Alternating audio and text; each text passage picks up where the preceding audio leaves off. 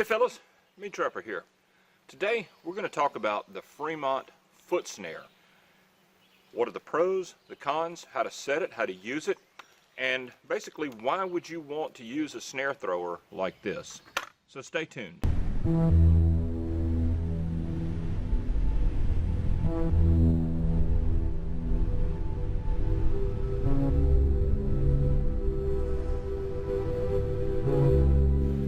Now the Fremont is a snare thrower, and basically this is a spring and it has a pan on it just like a trap pan. You bury this in the ground, and when the animal steps on the trap pan, what happens is the spring arm springs up, and what that does is that snatches the snare closed around their foot. So instead of being a neck snare, this is a foot snare. Now why would you want to use a contraption like this when you can just hang a snare in a trail? Well, number one, a foot snare is a very humane thing. A lot of people will even take their snare cable and put vinyl tubing around it to make sure that they don't damage the animal's paw when they get caught. Whereas a lot of times with a neck snare, if the animal wraps around, he can dispatch himself, hang up, strangle himself, whatever. With a foot snare, that's not going to happen, so it's a very safe alternative. In some states, like my state, a powered foot snare is perfectly legal on dry ground, whereas a neck snare is illegal on dry ground. So there can be issues with legality. The other thing is if you were trying to snare hogs, for instance, it's very difficult to hold a hoofed animal by a foothold trap, a regular foothold trap, but it's fairly easy to hold them with a foot snare. So this device right here can be used to snare deer or hogs very, very easily. Now, the one thing that I always do to my Fremont's throwers is I put a pan, and this is just a piece of wood, and I just simply drill holes in it and attach it to the pan that comes with the trap, because when you buy this trap, all it has is this little wire outline, and I don't like that for a couple of reasons. Number one, an animal's hoof, if it's a small pig, can go down in between this and you miss the catch. He doesn't trigger the trap. Number two, when you're burying this in the ground, having this completely wide open allows dirt to just fall through. So this sort of serves not only as a big pan for the trap, but it also serves to keep dirt out from underneath it. If you're in really sandy soil, another little trick is to take a sponge and cut a sponge the size of this and use it as an underall. But let's go ahead and get this in the ground. Let me show you how it works. Okay, now what we've got is a game trail running right along the side of this creek here. Nice creek. They're coming right through here. And what I've done is I've set this on top of the ground to show you this is what it's going to look like underneath the ground. What we want is we want the spring off to the side of the trail. We don't want the spring where they're going to be stepping over the spring. They want to step right on the pan with the spring off to the side. You can see I've got the cable attached to this tree, and I've got the spring behind that tree. You can see the safety catch on it. Now the snare itself is going to be set where when the animal steps on the pan, his foot's going to be in the center of that loop. The way these snares are constructed, these are special snares. You can build them yourself, but it's got a C-lock on it, and that's specifically designed to make it to where it will close around an animal's paw or an animal's foot and not cut into them.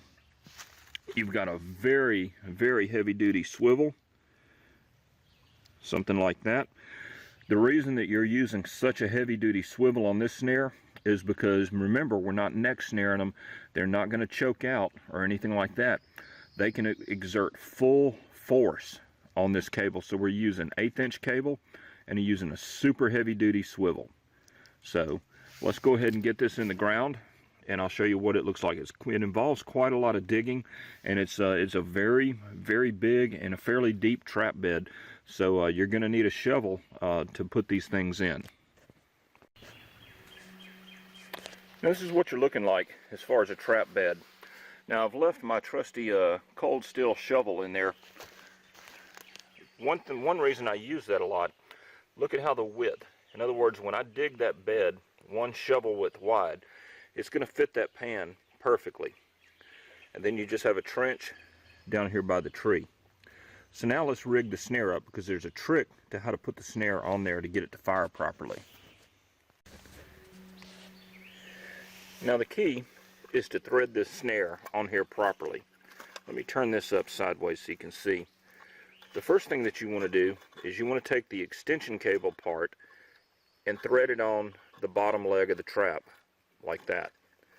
Then the actual snare gets routed through the thrower arm right here.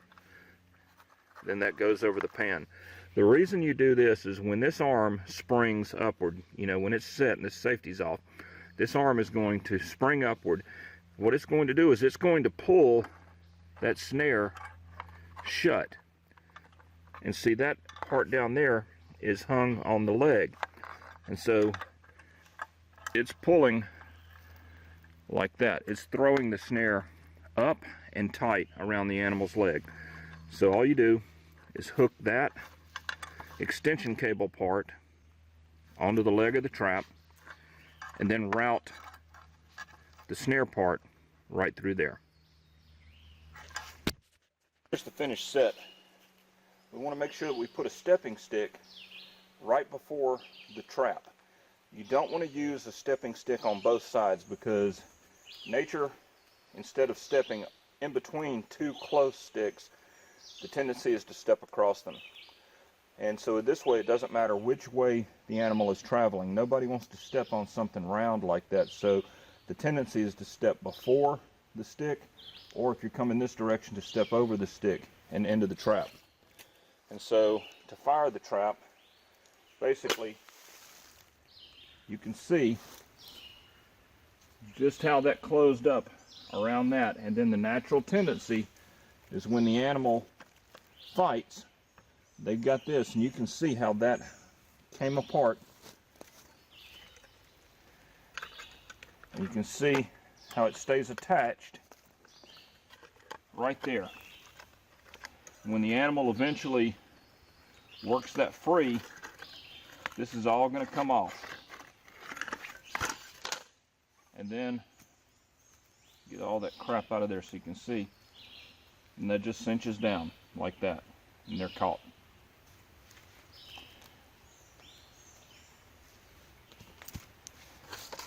And that's what the trap looks like after it's fired. And there's the safety catch.